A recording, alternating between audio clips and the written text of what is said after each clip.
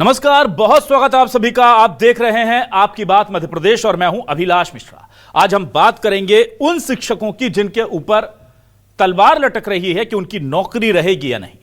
ये वो शिक्षक हैं जिन्हें 2-4-10 महीने नहीं, 1 साल नहीं, बल्कि 15, 20, 25, 30 साल हो गए हैं नौकरी करते हुए। ये 2009 के पहले वाले तमाम लोग या 2005 के पहले वाले तमाम लोग, ऐसे करीब 1.5 लाख शिक्षक हैं जिन्हें सुप्रीम कोर्ट के निर्देश के बाद अब टीईटी परीक्षा अनिवार्य तौर पर यानी जरूरी तौर पर देनी है और इसके लिए बाकायदा टाइम टेबल भी, शेड्यूल भी जारी कर दिया गया है। पर दिक्कत क्या है कि यह परीक्षा, कोई भी परीक्षा अगर आप अपने मन से देते हैं तो आप उसकी परीक्षा शुल्क दीजिए, लेकिन कोई परीक्षा आपसे इसलिए ले रहा है कि आपकी योग्यता को चेक करना है और आप वो नहीं देना चाहते, तो क्या आपसे परीक्षा शुल्क लिया जा सकता है? अब इन लोगों को जबरदस्ती परीक्षा भी देनी है और इनसे जबरदस्ती परीक्षा शुल्क भी लिया जाएगा। करीब 1000-1100 रुपए हर व्यक्ति को देना होगा। इसका यह तो बहुत जायज सी मांग है कि भाई, जब सुप्रीम कोर्ट के निर्देश पर और शिक्षकों की मर्जी के बिना आपको परीक्षा लेनी है तो उसकी भरपाई भी आप इन्हीं शिक्षकों से करेंगे क्या? दूसरा सवाल यह कि सरकार सुप्रीम कोर्ट में दूसरी बार गुहार लेकर जाने वाली थी। पहली दफा सरकार गई और राहत लेकर आई, करीब 1 साल का एक्सटेंशन लेकर आई थी, लेकिन मध्य प्रदेश सरकार दूसरी बार जाने वाली थी 2005 से 2009 के बीच जो लोग नियुक्त हुए थे उनके लिए कि वो पात्रता परीक्षा देकर के ही भर्ती हुए हैं, तो उन्हें टीटी की परीक्षा दोबारा देने की जरूरत नहीं है। इसे लेकर स्थिति अब तक स्पष्ट नहीं है कि सरकार ने यह याचिका लगाई, नहीं लगाई तो इसका क्या हुआ, यह भी एक अभी सवाल हम उठाएंगे कि आखिर इसका क्या हो रहा है। और तीसरा सवाल यह कि 30 अगस्त को पूरे देश भर के लाखों शिक्षक दिल्ली में जुटने वाले हैं और केंद्र सरकार से मांग करेंगे कि उन्हें इस मुसीबत से बचाएं। अब एक तरफ सुप्रीम कोर्ट का आदेश और दूसरी तरफ लाखों शिक्षकों का, देश भर के लाखों शिक्षकों का आक्रोश। इसके बीच में केंद्र सरकार क्या कोई हल निकाल पाएगी? इन्हीं तमाम मुद्दों के साथ शुरू करते हैं आपकी बात।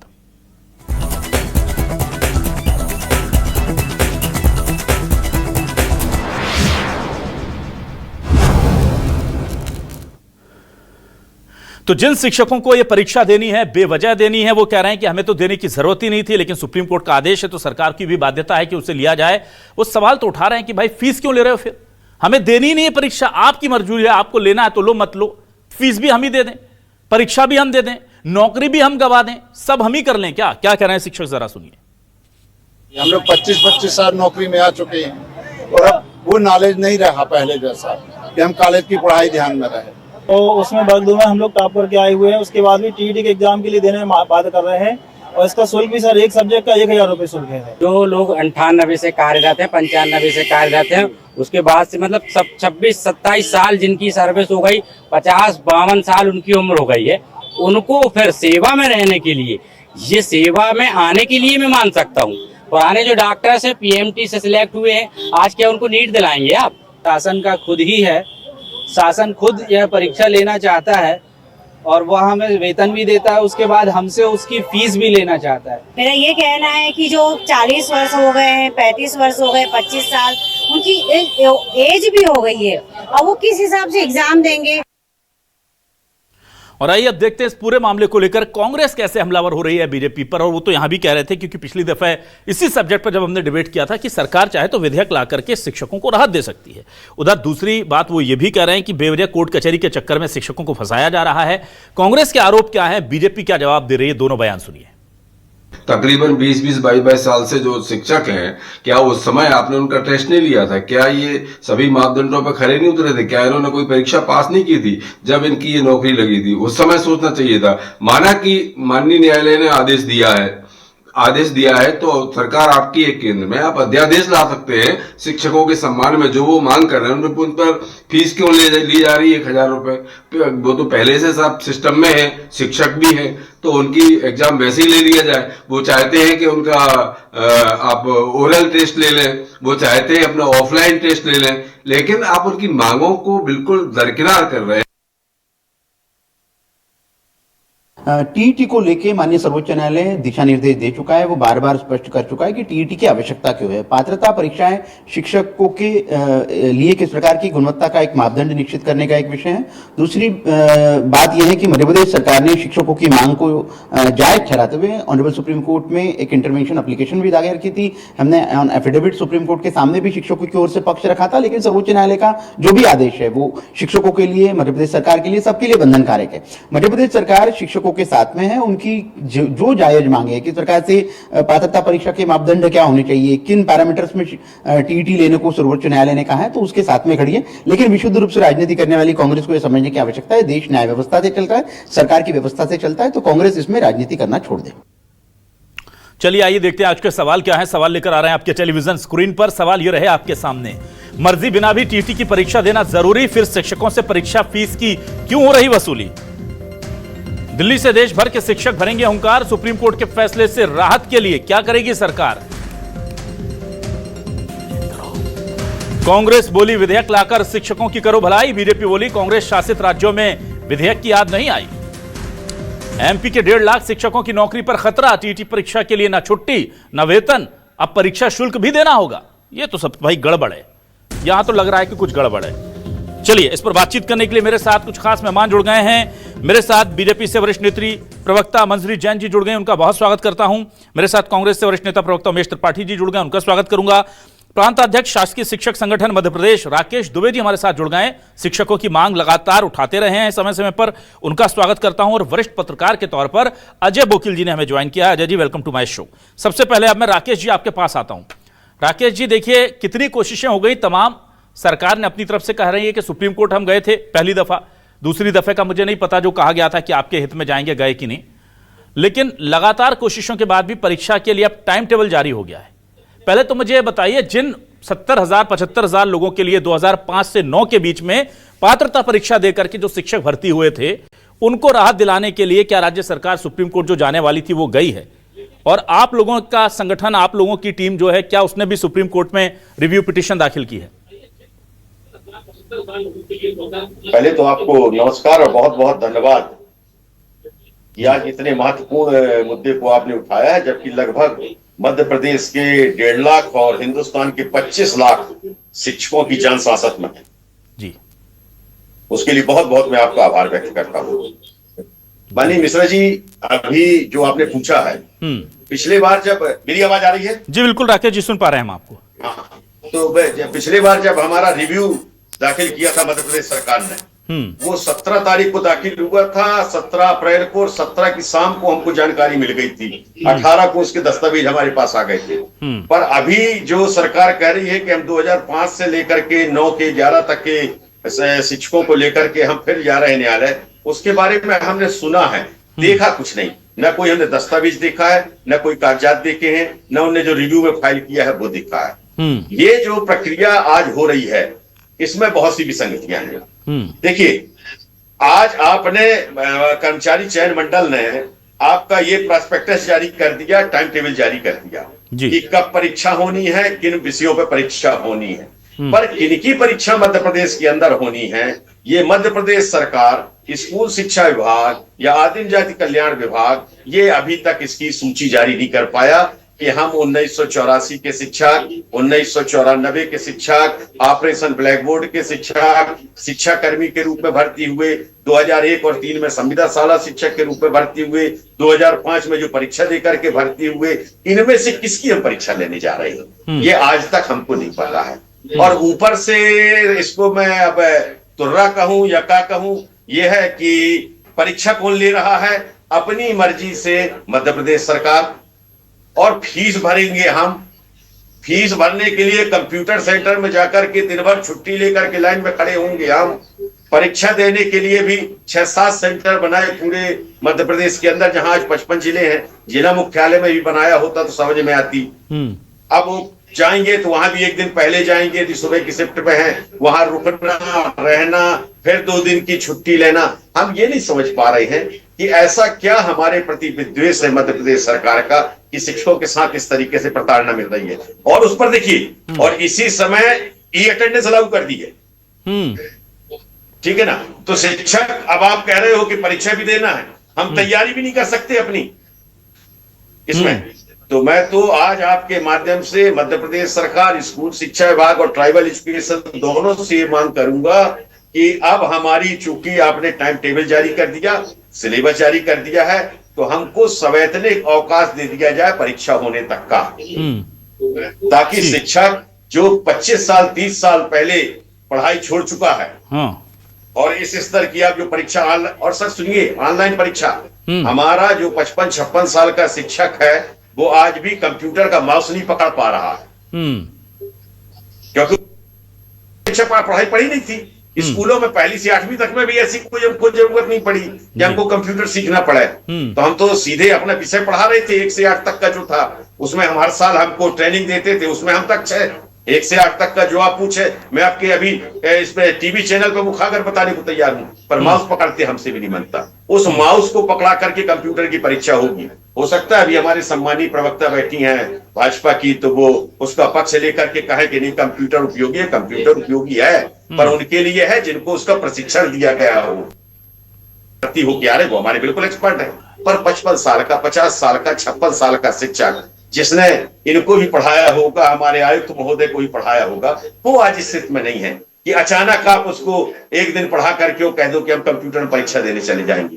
तो मेरा निवेदन है कि ये अभी आपने जंतर मंतर में उस जैन जी के नाम से उन बच्चों का आंदोलन देखा है श्रीमान, जो हमारे पढ़ाए हुए हैं, जिनको शिक्षकों ने पढ़ाया है, उसने प्रदेश के शिक्षा मंत्री को बदलने के लिए मजबूर कर दिया था।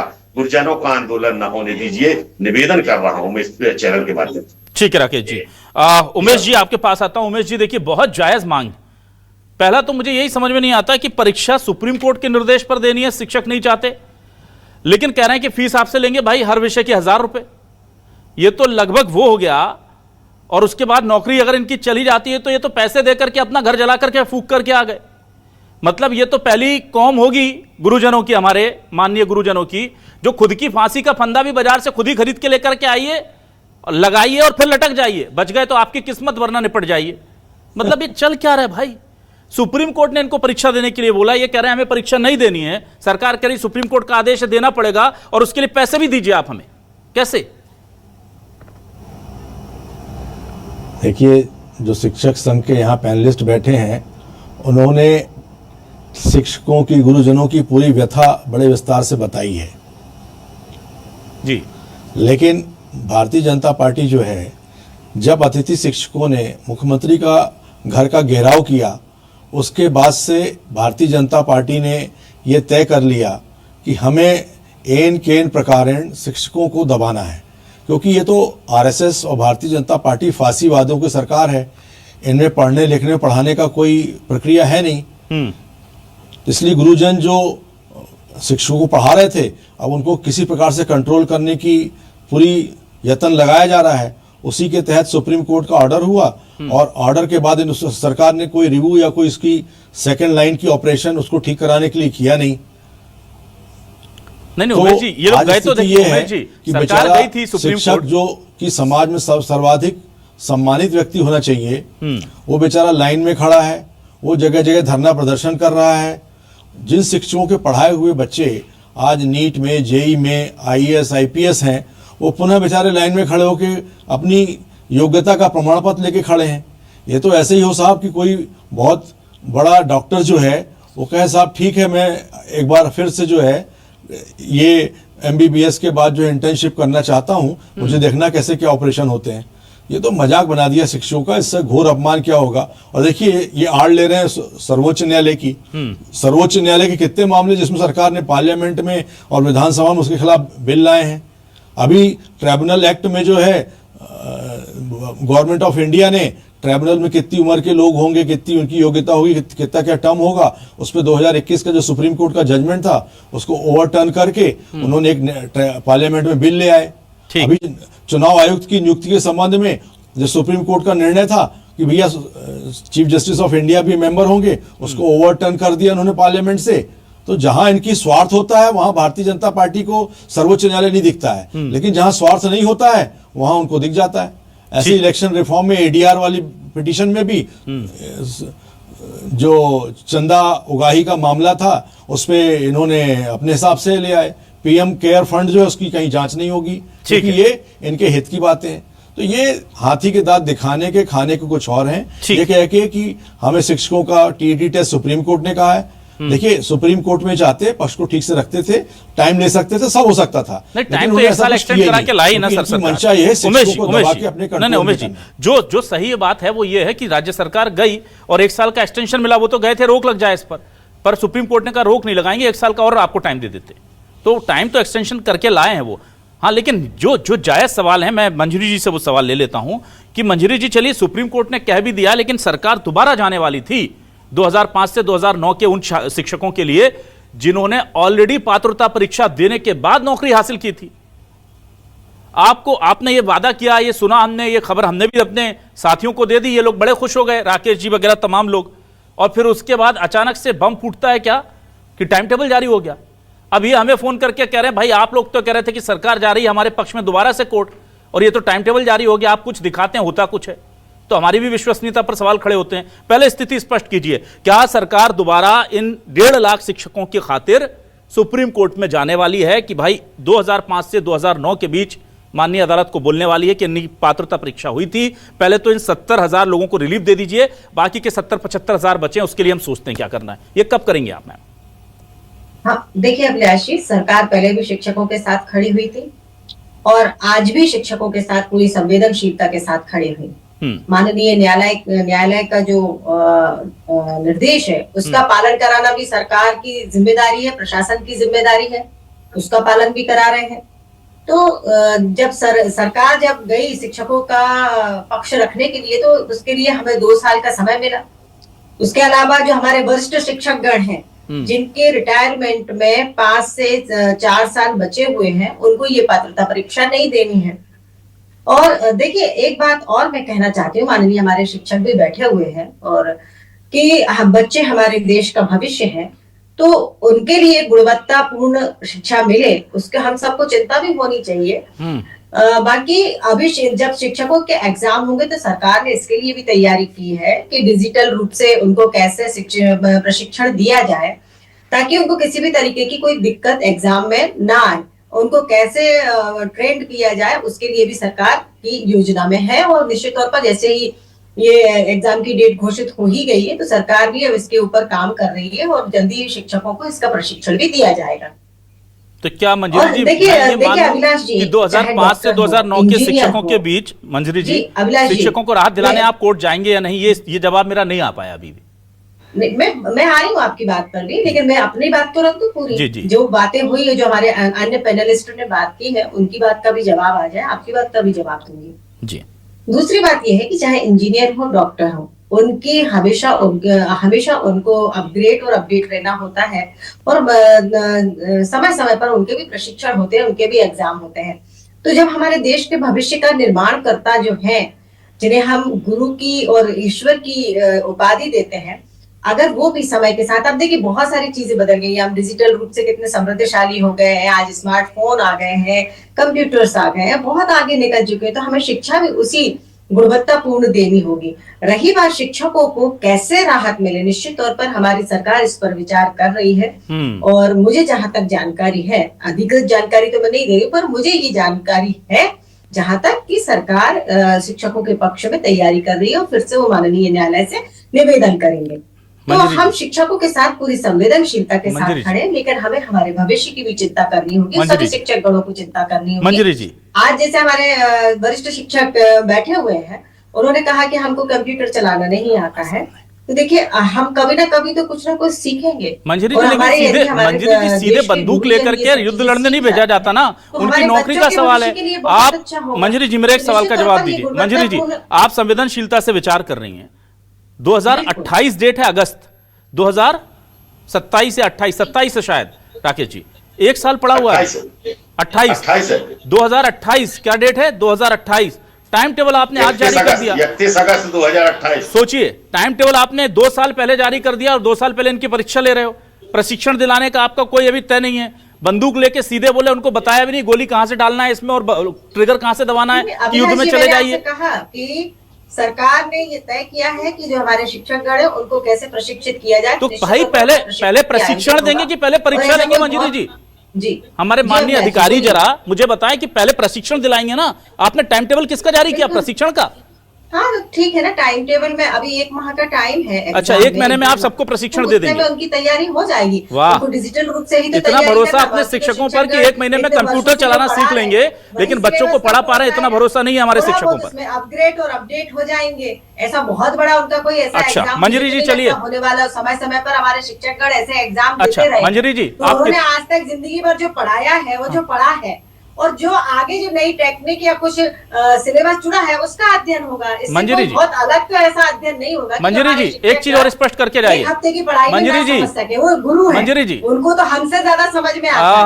अब तो गुरु को सब समझदार हो गए, परीक्षा लेने के लिए बेचारे उनको बुढ़ापे में परीक्षा दिलवाइए आप, तब उनकी समझ पर सवाल है। दिशा में जा रहा है माननीय न्यायालय का ये माननीय न्यायालय ने कहा 2028 तक कराना है, आज का नहीं कहा माननीय न्यायालय ने। मंजरी जी एक चीज बताइए, प्रशिक्षण के नाम पे तो पैसे नहीं मांगेंगी, परीक्षा के नाम पर जो मांगे जा रहे हैं सरकार, प्रशिक्षण के नाम पर विभाग पैसे तो नहीं मांग लेगा इनसे कि कोचिंग फीस भी दो भैया, कंप्यूटर सिखा रहे हैं वो भी बुढ़ापे में, तो उस पर जीएसटी और लगेगा 12% 18%, ऐसा तो नहीं करोगे इनके साथ? अभिलाष जी आप सुनिए मेरी बात, अगर कोई परीक्षा हो रही है तो एक नॉर्मल ये भर्ती प्रक्रिया नहीं है, ये माननीय न्यायालय के निर्देश अनुसार भाई वो देना ही नहीं चाहते, वो परीक्षा तो आप दिलवा रहे हैं, उनसे परीक्षा शुल्क ले क्यों रहे हैं? इंफ्रास्ट्रक्चर भी खड़ा करना पड़ेगा, कंप्यूटर लाइब्रेरीज भी बनानी पड़ेंगी नहीं, तो निश्चित तौर पर कि तो ये बोझ आप शिक्षकों पर क्यों डाल रहे हैं मैम? यही तो मेरा सवाल है, ये बोझ शिक्षकों पर क्यों? अभी तो आप कह रहे थे बच्चों का भविष्य बनाना है, तो बच्चों का बेहतर भविष्य बनाना है तो उसकी जिम्मेदारी इन शिक्षकों की है। स्कूल शिक्षा विभाग के पास बजट है ना, वो अपने बजट से करे। की एक फीस होती है और वो इसलिए होती है ताकि गुणवत्तापूर्ण पारदर्शिता के साथ हर चीज की फीस होती है। स्कूल शिक्षा विभाग के पास हजारों करोड़ का बजट है, बच्चों का भविष्य बनाने की कीमत केवल शिक्षक क्यों चुकाएं? स्कूल शिक्षा विभाग अपने बजट से परीक्षा क्यों नहीं करा सकता भाई, बताइए? शिक्षकगण उसकी आवाज उठा रहे हैं, लेकिन आज तक जितने भी एग्जाम हुए हैं अभिलाष, वो मैडम किसी जो एग्जाम होते हैं वो देना चाहते हैं लोग, ये आप जबरदस्ती ले रहे हैं, माननीय सुप्रीम कोर्ट के आदेश है, वो नहीं देना चाहते उनसे आप पैसे मिलेंगे और एग्जाम भी, ये तो गलत है ना? इसमें सही और गलत की बात इसलिए नहीं है कि जितने भी आज तक एग्जाम हुए हैं, आज सरकारें चाहे कांग्रेस की सरकार जिन राज्यों में है, मंजरी जैन जी एग्जाम जितने भी होते हैं वो नौकरियां देने के लिए होते हैं। ये पहला एग्जाम हो रहा है जिसको देने के बाद नौकरी जाने का खतरा है, आप समझ नहीं रही है। एग्जाम होते हैं नौकरियां देने के लिए। लगता है अभिलाष जी कि किसी की नौकरी जाने वाली है, ये आप भविष्यवक्ता हैं तो फिर परीक्षा ही मत लीजिए, फिर आप एक शपथ पत्र दे दीजिए कि हमारे सारे शिक्षक पास हो जाएंगे। तो उनको एग्जाम देने में मुझे नहीं लगता ऐसा कोई भारी एग्जाम होने वाला है कि वो इस एग्जाम में फेल हो जाएंगे। अच्छा चलिए, मैं जल्दी से अजय वकील जी के पास, एक मिनट आ रहा हूँ मैं, अजय वकील जी के पास आ रहा हूँ। अजय जी खतरे में अजय जी आप सिलेबस देखिए पहले, उसमें सिलेबस देखने में पता चलेगा कि एग्जाम किस स्तर का कंडक्ट करने जा रहा है। राकेश जी एक मिनट पहले अजय जी को इंट्रोड्यूस करने दीजिए मुझे। अजय जी, परीक्षा सुप्रीम कोर्ट के निर्देश पर देनी है। मैं यहां ये अपने दर्शकों को बता दूं कि शिक्षक लार्जर बेंच के पास चले गए पिटीशन दोबारा लेकर के, वो गए हैं, ऐसा नहीं शिक्षकों ने हार मान ली हो, वो गए हैं दोबारा।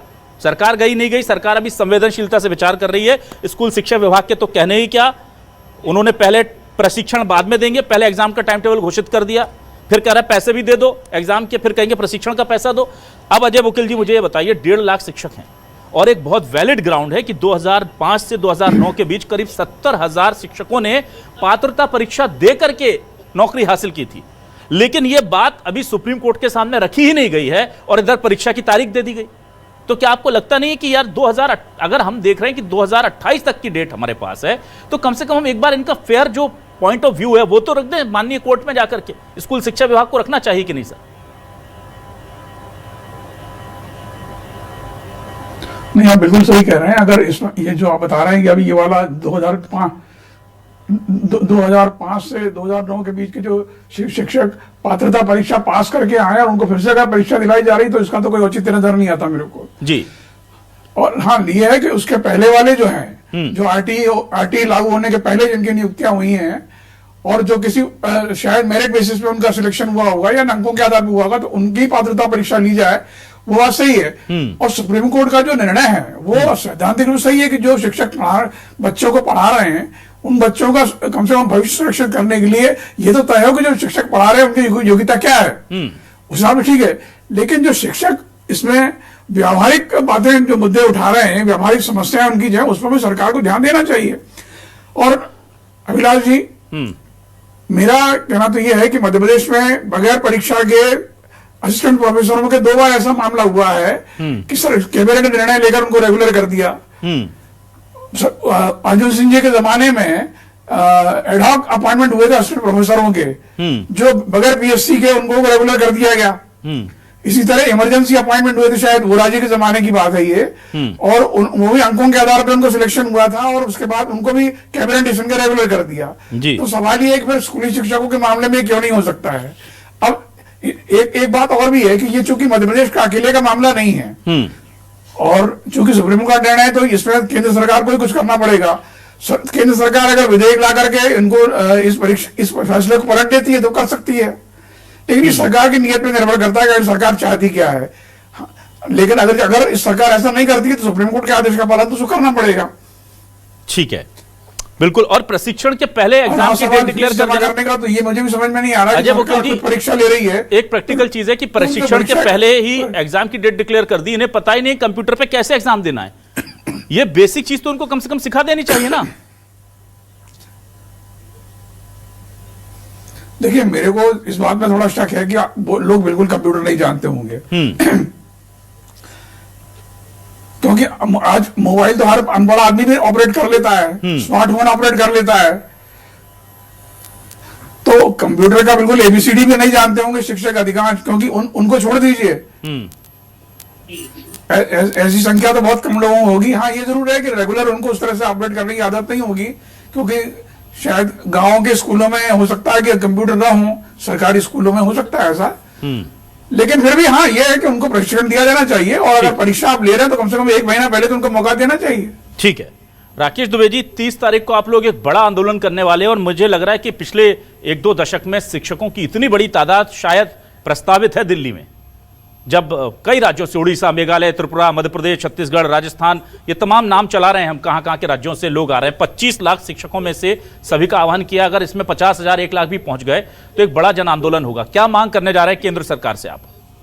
देखिए सर, ऐसा है कि इस टीटी के विरोध में हमने आंदोलन जब मध्य प्रदेश के भोपाल में किया था तब वो संख्या 1 लाख से ऊपर थी, जबकि 1,30,000 लोग सफर है और 1 लाख से लोग भोपाल पहुंचे थे। अब हम 30 तारीख को दिल्ली पहुंच रहे हैं जंतर मंतर में जी, और हिंदुस्तान के तमाम राज्यों से हमारे साथी शिक्षक वहां पर इकट्ठे हो रहे हैं। हमारी मांग ये है कि 2011 में आपने शिक्षा का अधिकार अधिनियम लागू किया, उस समय जब शिक्षा का अधिकार अधिनियम लागू हुआ तो जो भी उसमें नियम कानून लागू होने थे वो 2011 के बाद होने थे। 2017 की जो आप डिबेट देखें उसमें संसद के अंदर जो बहस हुई उसमें माननीय प्रकाश जावड़ेकर जी शिक्षा मंत्री थे, उनने सदन के अंदर ये स्वीकार किया कि हम जो ये करने जा रहे हैं संशोधन, उसमें इसमें अमेंडमेंट कर रहे थे 2011 के अधिनियम में, उन्होंने कह रहे हैं इसमें कोई भूतलक्षी प्रभाव से किसी का नुकसान नहीं होगा, ये केवल शिक्षकों को प्रशिक्षित करने के लिए है, जिससे शिक्षक डीएड और बीएड का प्रशिक्षण प्राप्त करना है। पर जब उसका नियम निकला बाहर तो डीएड और बीएड तो छोड़िए, पात्रता परीक्षा सामने आ गई। अब हम विश्वास किसके ऊपर करें? ठीक है, आप ये बताइए। तो हम उसको अभी हमने जो है जब ये आपका सितंबर 2025 में माननीय सर्वोच्च न्यायालय का 2 जजों की सम्मानित जजों की बेंच का निर्णय आया, तो उसके बाद हमने हिंदुस्तान के तमाम दलों के सांसदों से अनुरोध किया कि आपका जो सदन आज चलने वाला है मार्च में, उसमें आप हमारे लिए संशोधन लाइए, नहीं लाए। फिर आपका वर्षाकालीन शुरू हुआ, उसमें हमने सांसदों के पास, सम्मानित सांसदों के पास जाके निवेदन किया कि सर इसमें अध्यादेश लाइए। कुछ विपक्ष के लोग लाए भी पर उसको भी खारिज कर दिया। पर हाँ, उसमें जो उत्तर दिया माननीय राज्य मंत्री शिक्षा ने सदन में, उनने कहा ये राज्यों का अपना मामला है, राज्य सरकार अपने स्तर पे देख सकती है। पर यहाँ न तो राज्य सरकार देखने को तैयार है, राज्य सरकार कहती है माननीय सर्वोच्च न्यायालय का मामला है। सर्वोच्च न्यायालय में हम जब रिव्यू लेकर के गए, माननीय सर्वोच्च न्यायालय ने कहा आप यहाँ क्यों आ रहे हो, हम तो संविधान के नियमों का पालन कराने के लिए हैं, आप संविधान में संशोधन कराने के लिए सांसदों के पास जाइए, वो संसद का काम है। हम उनके पास जा रहे हैं तो कह रहे हैं माने हमको गोल गोल बना दिया कि सुप्रीम कोर्ट कह रहा है कि संसद जाने, संसद कह रही, राज्य सरकार जाने, राज्य सरकार कह रही, सुप्रीम कोर्ट का मामला है, तो हम जाएं तो जाएं कहां? ना ठीक है, और समझ जहां सकते तक हैं आपका शिक्षा के अधिकार अधिनियम की बात है, तो शिक्षा के अधिकार के अधिनियम में तो यह भी लिखा है कि इन शिक्षकों के लिए जो है उसी परिसर, स्कूल के पास जो है आवासीय परिसर भी इनका बनाया जाए। जहां तक माननीय न्यायालय की बात है, माननीय न्यायालय कह रहे हैं हमारी 20 वर्ष की सेवा अवधि आपने समाप्त कर दी, कि नहीं इनको दी जाए, इनको ग्रेजुटी पूरी दी जाए, इनके भत्ते पूरे दिए जाए। तो जहां पे फायदा हमारा है वहां पे आप न माननीय न्यायालय की सुन रहे हो न किसी की सुन रहे हो। जहां पे हम फंस रहे हैं, जहां हमारा नुकसान है, वहां पे आप पूरे अध्यादेशों की बात कर रहे हो। आप ये बताइए सर, जब हम 98 में भर्ती हुए थे उस समय पंचायती राज अधिनियम न पारित हुआ था, केंद्र सरकार ने पारित किया था, और उस पंचायती राज अधिनियम के तहत हमको भर्ती किया गया था शिक्षा कर्मी के तौर पर। हम कैसे अनलीगल हो गए? आप अधिनियम परिवर्तित कर देंगे सरकारें बदल गई तो। ठीक है राकेश जी, ठीक है, कर रहे हो। आज जो भर्ती हो रहे हैं परीक्षा देके, आप क्या गारंटी लेते हो कि यदि सत्ता का परिवर्तन हो गया तो वो आने वाला दल इसको ही खारिज नहीं करेगा? ठीक है, चलिए मैं जल्दी से उमेश जी के पास आता हूं। ठीक है राकेश जी, यही होता रहा कि आप शिक्षकों के नियम बदलते रहे, फिर शिक्षक भी आए सरकार उमेश जी के पास आता हूं। ठीक है उमेश जी, बहुत शिकायत है आपसे भी, मुझे शिकायत है कि इस मामले में आप लोग सियासत कर रहे हैं। सीधे बोलता हूं, जैसे बेलाग में बीजेपी के लिए बोलता हूं, वैसे कांग्रेस के लिए बोलता हूं। कांग्रेस शासित प्रदेशों में भी आपने टाइम टेबल घोषित कर दिया, कुछ जगह तो मुझे पता लग रहा है कि शायद परीक्षा भी करा ली, और यहां आप कह रहे हैं कि हम इनके साथ हैं, इनके साथ बड़ा अन्याय हो रहा है। तो आपके राज्यों में अन्याय नहीं हो रहा है इनके साथ? हिमाचल का उदाहरण दे देता हूं, वहां भी टाइम टेबल घोषित होकर के तमाम चीजें हो चुकी, वहां क्यों नहीं रुकवा लिया आपने टाइम टेबल? वहां क्यों नहीं आप चले गए सुप्रीम कोर्ट में दोबारा इनकी पिटीशन लेकर के? तो जब आपकी राज्य सरकार करती है तो शिक्षा का स्तर सुधारने के लिए हो रहा है, और जब बीजेपी शासित राज्यों में होता है तो वो शिक्षकों से बदला लिया जा रहा है। ये कैसा डबल स्टैंडर्ड है कांग्रेस का? आवाज दीजिए प्लीज उमेश जी की। मुझे बैठा हूं और हिमाचल के संबंध में जो है वो राष्ट्रीय प्रवक्ता बता पाएंगे। ठीक है साहब, मैं अपनी जो पैनलिस्ट बहन है, अच्छा अगर हिमाचल में हुआ है, हिमाचल में यार आप किसी राज्य, कांग्रेस के शासित किसी राज्य ने सुप्रीम कोर्ट में जाकर अपील की है? ये बता दीजिए, चलिए किसी और राज्य ने, कांग्रेस शासित राज्य ने? नहीं, इस बारे में मुझे अभी स्पष्ट जानकारी नहीं है। तो कम से कम मध्य प्रदेश कांग्रेस का प्रतिनिधि मंडल, मैं एक चीज कहना चाहता हूं उमेश जी, केवल आरोप लगा देने भर से या सत्ता पक्ष को सुना देने भर से विपक्ष का दायित्व पूरा नहीं होता। कांग्रेस का प्रतिनिधि मंडल अपने आला कमान, राष्ट्रीय आला कमान को क्या ये गुजारिश करेगा कि मेरे प्रदेश के 1.5 लाख शिक्षक और पूरे देश के 25 लाख शिक्षकों के हित में कम से कम कांग्रेस शासित प्रदेश जो हैं वो चले जाएं सुप्रीम कोर्ट, वो एक बार अपील कर लें दोबारा से? क्या आप ये कांग्रेस पार्टी की तरफ से? आपका बहुत सही सुझाव है, मुझे लेकिन जी मैं मीनाक्षी जी की एक बात का जवाब जरूर देना चाहता हूं। मंजरी जी की, मंजरी जी, उसमें इन्होंने कहा था शिक्षा की गुणवत्ता सुधारने के लिए ये एग्जाम जरूरी है। तो मेरा कहना यह है, शिक्षा की गुणवत्ता कैसे सुधरेगी? जिस देश में 1 लाख स्कूल बंद हो गए हों और जहां अधिकांश स्कूलों में एक शिक्षक से विद्यालय चलाए जा रहे हों, जहां शौचालय की व्यवस्था नहीं हो, जहां पीने की पानी की व्यवस्था नहीं हो, वहां आप क्या गुणवत्ता सुधारेंगे? जब आप बेसिक एमिनिटीज नहीं दे पा रहे हैं तो क्या सुविधा सुधारेंगे? ये काम तो राज्य सरकार के अंडर में है। आप उनको बेसिक एमिनिटीज नहीं दे पा रहे हैं और गुणवत्ता सुधार की बात कर रहे हैं। अरे गुणवत्ता सुधार के पहले बेसिक एमिनिटीज वो तो दीजिए जो मानव अधिकार के अंतर्गत आती हैं। आप वो प्रोवाइड नहीं कर पा रहे हैं और यहाँ शिक्षकों कह रहे हैं आप टेस्ट दीजिए। जो शिक्षक एग्जाम देके भर्ती हुए 70,000 उनको दोबारा एग्जाम दे ला रहे हैं। ये तो संविधान के विपरीत है। एक व्यक्ति जो क्वालिफाइड है उसको दोबारा जो पुराना एग्जाम उसको आप नल एंड वाइट डिक्लेयर करा रहे हैं। क्या कर रहे हैं आप? ना उमेश जी तो सेम विद, क्योंकि आपकी जो लॉ पैनल है हाईकोर्ट में पिटीशन लगी हुई है कि आपने अयोग्य लॉ अफसर्स को, वकीलों को वहां पे पैनल में भाई भतीजावाद संघ का हाफ पैंट देके भर्ती कर लिया। बाकी कांग्रेस शासित राज्यों के पैनल के लोग क्यों नहीं जा रहे? माननीय हाईकोर्ट, मेरा ये सवाल चाहिए, लोगों को भर्ती करें। आपने ठीक से रिप्रेजेंटेशन नहीं किया, जिसका मामला ये हुआ कि मध्य प्रदेश में मुझे समय दिया उमेश जी, ठीक है ना उमेश जी, आपके पास तो वैसे तो कोई अगर कोई दूसरा मामला होता है तो तुरंत आपके जो वरिष्ठ वकील हैं जो देश में बड़े ख्याति नाम है, लाखों में जिनकी फीस है, वो हवाई जहाज से उड़कर आते हैं, उनका केस लड़ते हैं, हाईकोर्ट में चले जाते हैं। आपके पास अच्छे वकीलों का पूरा एक पैनल है। कितने वकील मेरे इन भाइयों के पास आए जरा बताइए? राकेश दुबे जी के पास, मध्य प्रदेश के विवेक तनखा जी बहुत बड़े लॉयर माने जाते हैं, मैं तो नाम लेके बोल देता हूं। 1.5 लाख शिक्षकों का दर्द नहीं दिखा, आके खड़े क्यों नहीं हुए इनके साथ सुप्रीम कोर्ट में? आपने क्यों नहीं कहा कि भाई जाइए, भाई साहब आप चले जाइए? अभिलाष जी, राम सेतु का विरोध करने पूरी फौज खड़ी मंजरी कर दी जैन थी जी, आप कांग्रेस जवाब ने, दीजिए उसका जी। भी जिक्र कर लीजिए। दुबे जी को, तनखा जी को अप्रोच करना चाहिए था। वाह, तनखा जी वाह। इसमें नहीं होते। त्रिपाठी जी, मैं निश्चित रूप से कह रहा हूँ, दिल्ली में और बहुत सारे वकील हैं जो निःशुल्क उमेश त्रिपाठी जी, शिक्षकों का मुकदमा लड़ने तैयार हैं। उमेश त्रिपाठी जी, चलिए। इस समय हमको तो डूबते का तिनके का सहारा है। उमेश त्रिपाठी जी, वो बेचारे सारे कांग्रेस के नेताओं को ज्ञापन दे चुके हैं, बीजेपी के नेताओं को दे चुके हैं, केंद्र सरकार को दे चुके हैं, सुप्रीम कोर्ट में 2 बार जा चुके हैं। अब क्या वो सर के बल चले? तब उनके जी। दर्द दिखेगा 1.5 लाख लोगों का। आपको विपक्ष के नाते भी, मतलब सत्ता पक्ष ना सुने आप भी ना सुनेंगे, और आप नहीं, कहेंगे हमारे पास आओ, हमारे दर पर आओ। आप नहीं, जनसेवक हैं या राजा हैं भाई आप लोग? नहीं, बिल्कुल नहीं।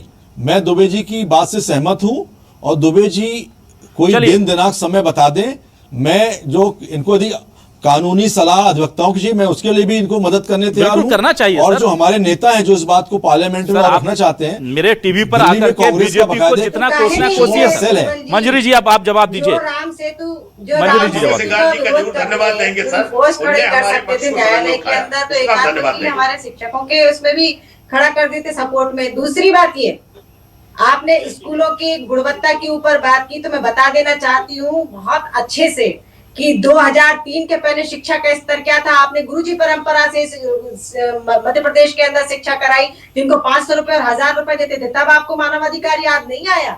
और जब टूटी फूटी 60,000 बिल्डिंगें मध्य प्रदेश के अंदर हुआ करती थी, आज 2.5 लाख अच्छी सुसज्जित और अत्याधुनिक सांदीपनि जैसे school, CM rise school, PM rise school, ऐसे कई स्कूल हैं जिसमें आज बच्चे बहुत अच्छी शिक्षा ग्रहण कर रहे हैं। हमारे शिक्षकों का अपग्रेड और अपडेट हो, उसके लिए भी सरकार हमेशा प्रयत्न करती रही है, लगातार उनको शिक्षण और प्रशिक्षण देती रही है। माननीय न्यायालय का जो आदेश है उसको भी सरकार को पालना करना है, तो निश्चित तौर पर। लेकिन मैं आखिरी लाइन यही कहूंगी कि सरकार पूरी संवेदनशीलता के साथ हमारे शिक्षकों के साथ खड़ी है, और जब जब जरूरत होगी शिक्षकों के लिए जरूरत सरकार है, उनके साथ हमेशा खड़ी रहेगी। सुप्रीम कोर्ट जाइए, बहुत जरूरत है। कैसे बताएं ये लोग? सुप्रीम कोर्ट जाइए, वो जो पेपर बना के रखे हैं। 2018 में जब हमारी सेवावधि लक्ष्य की थी 20-20 साल की, वो सरकार को भारी पड़ा था। इस बार तो ना राकेश जी, ना अभी हम टकराव की बात नहीं करेंगे। मैं तो अभी देखिए क्या है कि हम जरूरतमंद लोग हैं, और हमारे परिवारों का भविष्य भी हमारे साथ टिका हुआ है। मंजरी जी, आप बता दीजिए कि कैसे एहसास होगा हमारे बैठे हुए लॉयर्स को कि भाई जरूरत इनको बहुत है। आप कह रहे जब जरूरत होगी, इन्हें जरूरत है, आपने एग्जाम की डेट डिक्लेयर कर जरूरत होगी। मैंने ये कहा है कि हम हमेशा शिक्षकों के साथ कहाँ खड़े हैं? आप जाइए ना दोबारा प्लीज। दूसरा मुझे एक चीज बताइए मंजरी जैन जी, अभी आपने कहा कि डॉक्टर, पहले सवाल के जवाब में आपने कहा हमारे जो वरिष्ठ शिक्षकगण है जिनके 5 साल बचे हुए हैं, 4 वो तो सुप्रीम कोर्ट ने दिया है। वाह वाह मंजरी जी, मतलब जो रियायत सुप्रीम कोर्ट ने दी है उससे आप अपना क्रेडिट ले लो। संवेदनशीलता के साथ क्या वो 5 साल वाली रियायत तो सुप्रीम कोर्ट ने सबको दी है ना, उसमें बीजेपी का क्या लेना देना? वो सुप्रीम कोर्ट ने रियायत दी है 5 साल वाली, उसका क्रेडिट आप क्यों ले रहे भाई? वो तो सुप्रीम कोर्ट ने सबको दिया। दोबारा रिव्यू पिटीशन तो लगाई नहीं बीजेपी ने, तो हम शिक्षकों के साथ खड़े हैं। चलिए मंजरी जैन जी, चलिए मुझे एक चीज बताइए। अच्छा मंजरी जैन जी, आप कह रहे थे कि डॉक्टर जो हैं, इंजीनियर, उनका प्रशिक्षण होता है। मुझे आपको डेट याद हो तो बता दीजिए कि मध्य प्रदेश में शिक्षकों का पात्रता परीक्षा, डॉक्टरों की पात्रता परीक्षा पिछले साल कब हुई थी? पिछले 1 दशक का बता दीजिए, 2 दशक का बता दीजिए, जो लोगों की जिंदगी के साथ काम करते हैं। मैंने ये कहा था, आपने कहा था शिक्षकों और इंजीनियरों की पात्रता परीक्षा, डॉक्टर इंजीनियर्स भी लगातार प्रशिक्षण लेते हैं और एग्जाम भी देते हैं। तो अभी आपने 1 मिनट पहले कहा कि शिक्षक भी लगातार प्रशिक्षण लेते हैं, अपग्रेड होते हैं, नहीं होते क्या? बिल्कुल, प्रशिक्षण उनका लगातार चलता रहता है। तो फिर इनके साथ क्यों? लेकिन आज जिस तरीके से अविनाश जी मुझे बोलने नहीं देंगे तो मेरा जवाब ही सही से नहीं आ पाएगा, डिबेट खत्म हो जाएगी। लेकिन जिस तरह से आज हम अत्याधुनिक जो हमारा सिलेबस है, जिसमें सिलेबस में और बदलाव भी हुए हैं, आज हम डिजिटल दुनिया की तरफ चले गए हैं। किस तरह से आज पढ़ाई का स्तर अलग तरीके से होता जा रहा है, टेक्निकली भी हम लोग काफी बदल चुके हैं। अच्छा। तो हमारे शिक्षकगण जब तक उसमें अपग्रेड नहीं होंगे, अपडेट अच्छा, नहीं होंगे, तो वो अपने बच्चों को कैसे सिखा पाएंगे? मंजरी जी, तो इन लोग की सैलरी तो आपको पता है ना मंजरी जी, अच्छे से शिक्षकों की सैलरी आपको पता है ना? एग्जाम दे पाए, डॉक्टर्स के प्रशिक्षण में कभी पैसे लिया आपने? डॉक्टर के प्रशिक्षण में पैसे लिए आपने? डॉक्टर के प्रशिक्षण में पैसे लिए उन लोगों से आपने? इंजीनियर के प्रशिक्षण में पैसे लिए?